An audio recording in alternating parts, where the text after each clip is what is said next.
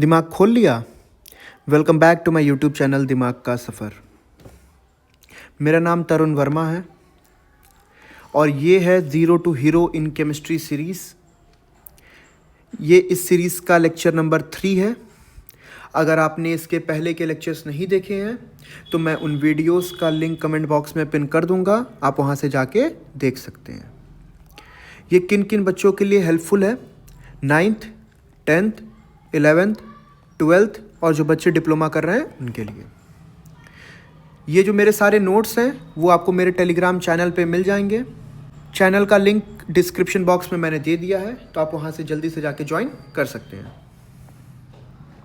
चलिए, अब हम लोग आज की लेक्चर को आगे बढ़ा रहे हैं। प्रीवियस लेक्चर में हमने क्या किया था? पीरियोडिक टेबल के बारे में बात किया था कि पीरियोडिक टेबल क्या है, पीरियड्स क्या होते हैं, ग्रुप्स क्या होते हैं और ये सब चीज़ें जो थी। आज हम लोग क्या करेंगे? एटॉमिक नंबर 1 से लेके 20 तक जितने एलिमेंट्स आते हैं उनको थोड़ा सा देखेंगे।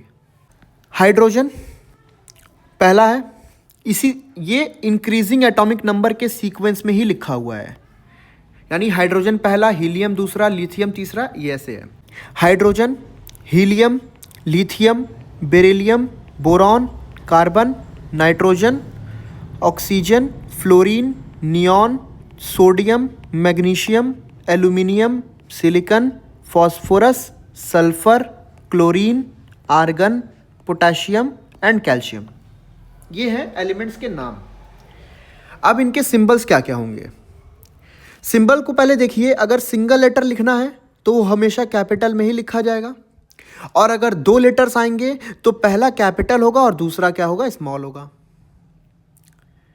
चलिए समझते हैं। हाइड्रोजन को कैपिटल H से दिखाया जाता है, वैसे ही helium He, lithium Li, beryllium Be, boron B, carbon C, nitrogen N, oxygen O, fluorine F, neon Ne, sodium Na, magnesium Mg, aluminium Al, silicon Si, phosphorus P, sulphur S, chlorine Cl, argon Ar, potassium K, calcium Ca।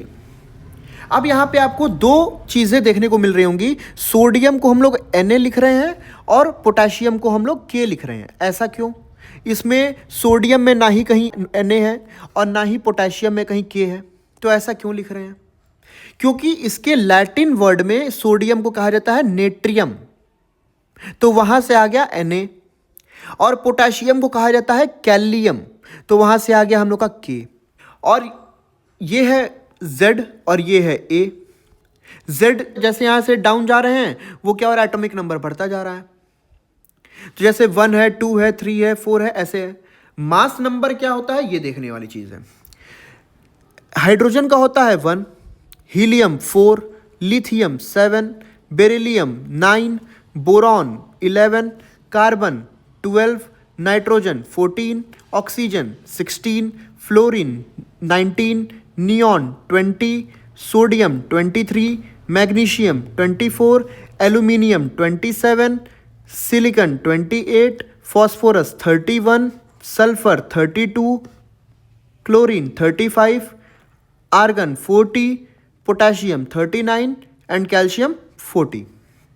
ये है mass number. Sequence में इसको याद करना होता है। आप पहले हाइड्रोजन ही बोलेंगे, फिर हीलियम बोलेंगे, और कोई एलिमेंट नहीं बोल सकते। क्यों? क्योंकि आपको बचपन में अल्फ़ाबेट्स पढ़ाए होंगे, तो आपको ये सीक्वेंस पढ़ाया गया होगा। ए के बाद बी आएगा, बी के बाद सी आएगा, सी के बाद डी आएगा, डी के बाद ई आएगा। ऐसा नहीं होगा कि ए के बाद डी बोल दे, फिर ई बोल दे, फिर बी बोल दे, फिर सी बोल दे। ये गलत है। तो जैसे ये इसका भी सीक्वेंस होता था, वैसे इसका भी सीक्वेंस है कि हाइड्रोजन, फिर helium, lithium, beryllium, boron, carbon, nitrogen, oxygen, fluorine, neon, ऐसे ये चलता है। इसमें कोई दिक्कत नहीं होगी। आगे बढ़ते हैं।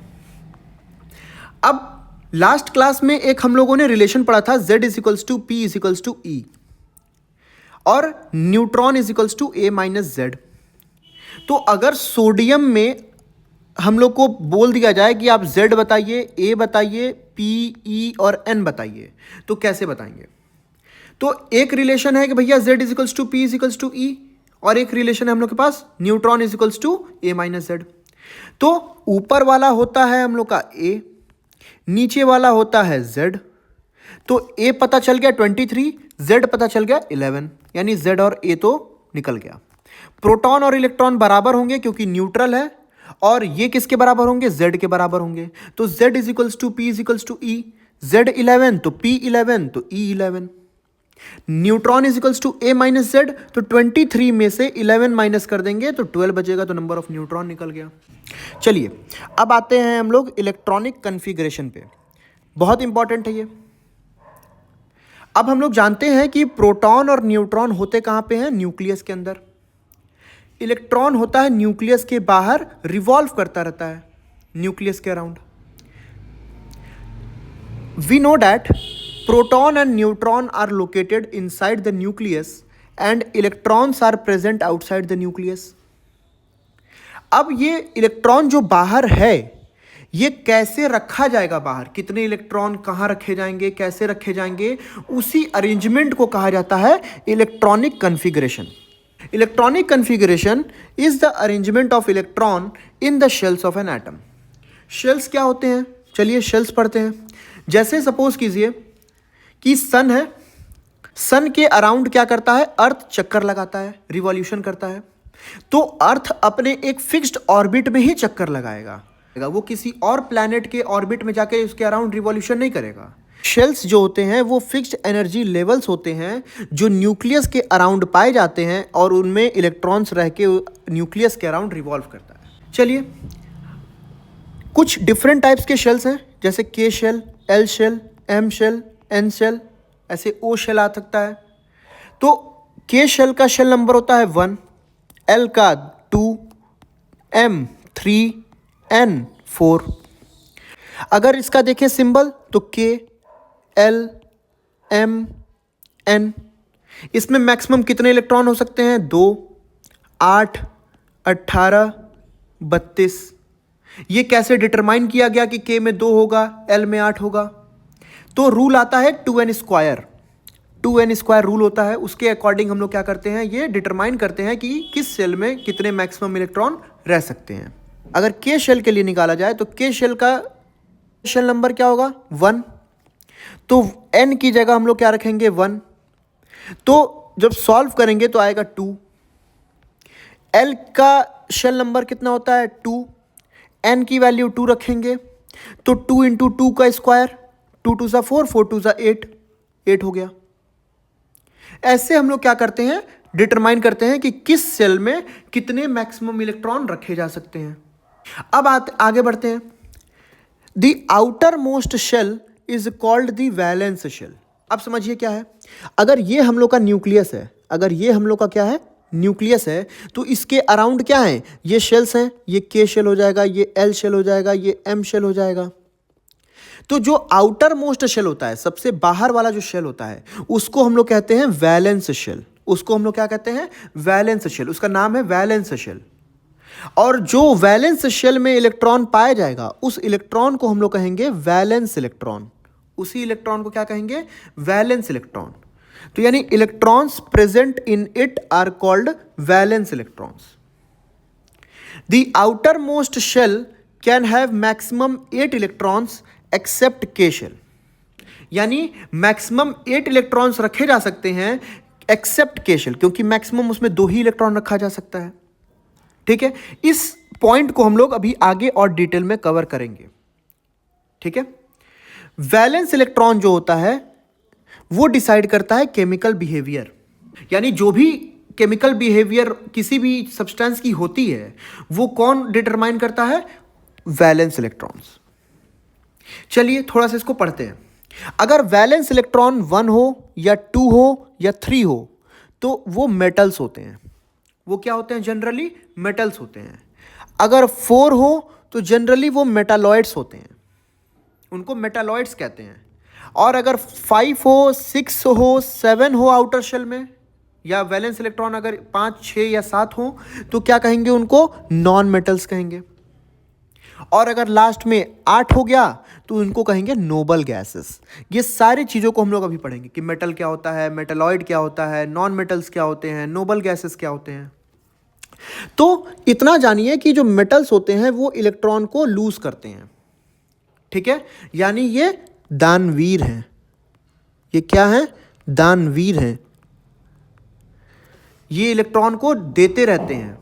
नॉन मेटल गेन करता है, यानी ये लालची है। यानी ये क्या है? लालची है। ये नॉन मेटल इलेक्ट्रॉन को गेन करते रहता है, लेता रहता है।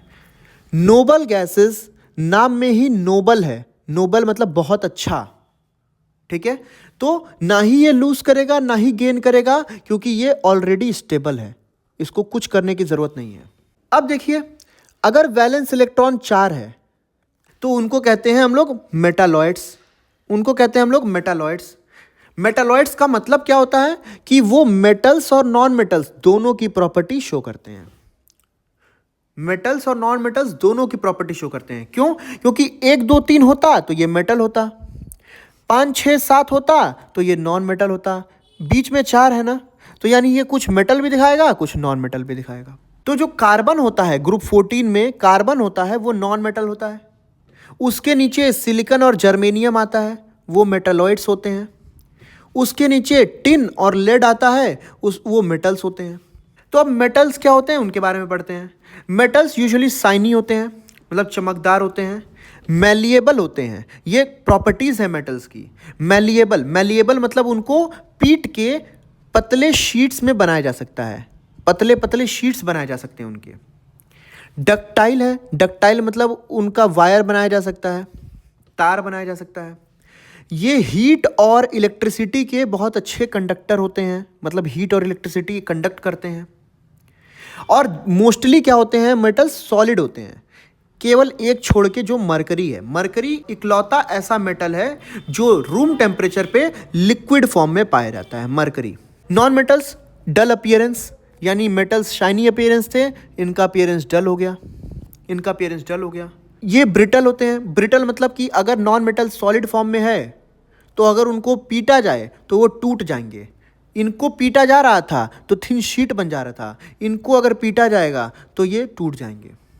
ये गुड कंडक्टर्स थे, ये पुअर कंडक्टर हैं।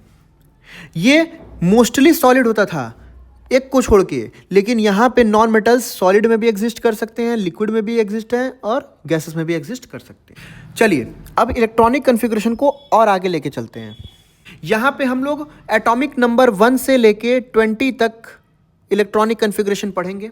हम लोग जानते हैं कि Z क्या होता है, P के बराबर होता है, और न्यूट्रल है तो वो E के बराबर होगा। यहाँ पे हाइड्रोजन है, उसके नीचे 1 लिखा है, तो यानी Z इज इक्वल्स टू 1 है, तो P is equals to B1 होगा, और न्यूट्रल है तो E B1 होगा। तो यानी यहाँ पे एक ही इलेक्ट्रॉन है जिसको हम लोग को रखना है, तो K में 1 रख दिए। हीलियम आएगा, 2 इलेक्ट्रॉन है तो 2 रख दिए। लिथियम आएगा, 3 है, तो K में मैक्सिमम 2 रखे जा सकते हैं, 2 रख दिए।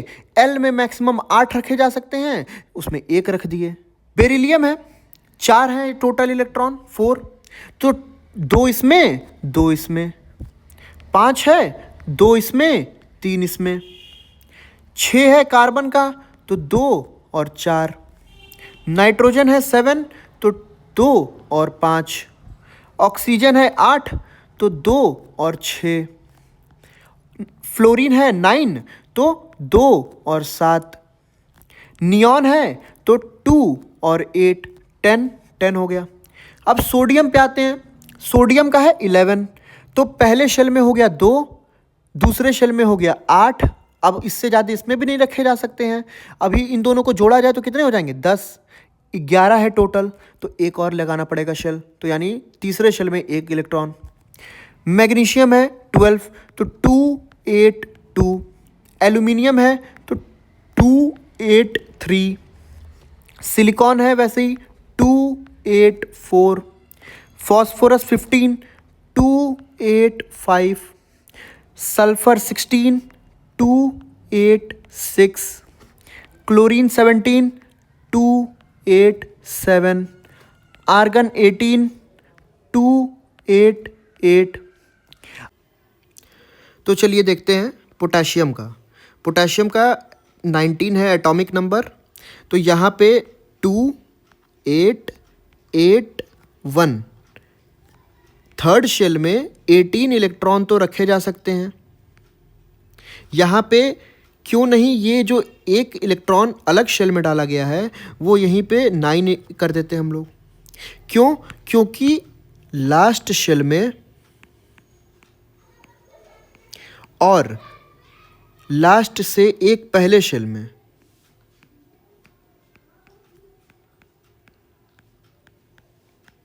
लास्ट से एक पहले 8 इलेक्ट्रॉन से ज़्यादा नहीं रखते हैं, ये रूल है। अब यहां पे नोबल गैसेस का मतलब क्या होता है? नोबल गैसेस को हम लोग इनर्ट गैसेस भी कहते हैं। नोबल गैसेस का दूसरा नाम होता है इनर्ट गैसेस। इनर्ट मतलब होता है नॉन रिएक्टिव, यानी ये किसी से रिएक्ट नहीं करेगा। अच्छा, दुनिया में कोई भी चीज़ है अगर, तो वो क्या बनना चाहती है? स्टेबल बनना चाहती है। आप पढ़ाई क्यों कर रहे हैं? कि ताकि पैसा कमा सकें, आगे चल के नौकरी कर सकें, पैसा कमा सकें, स्टेबल हो सकें। वैसे ही दुनिया में हर एक चीज़ स्टेबल होना चाहती है।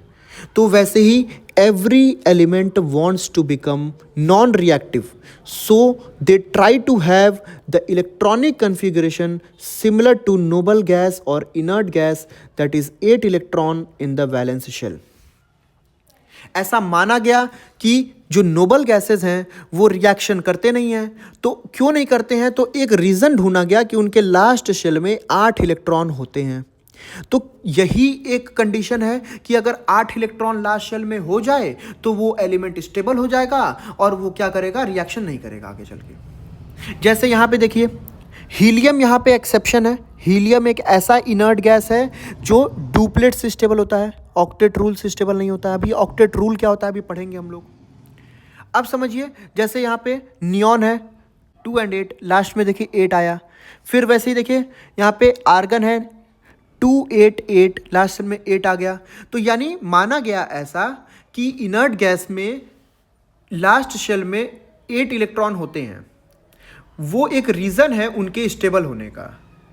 तो जो भी एलिमेंट्स हैं वो इलेक्ट्रॉन दे के, इलेक्ट्रॉन ले के, शेयरिंग करके, कुछ भी करके वो क्या करेंगे? नोबल गैसेस का या इनर्ट गैसेस का इलेक्ट्रॉनिक कन्फिगरेशन सिमिलर दिखना चाहेंगे। ठीक है, ये बात क्लियर हो गई होगी। हाइड्रोजन मेटल नहीं होता है। इनके लास्ट शेल में 1 इलेक्ट्रॉन है, लेकिन ये मेटल नहीं है, ये एक्सेप्शन है, ये मेटल नहीं होता है। चलिए आगे बढ़ते हैं। ऑक्टेट रूल क्या होता है? वही सेम चीज।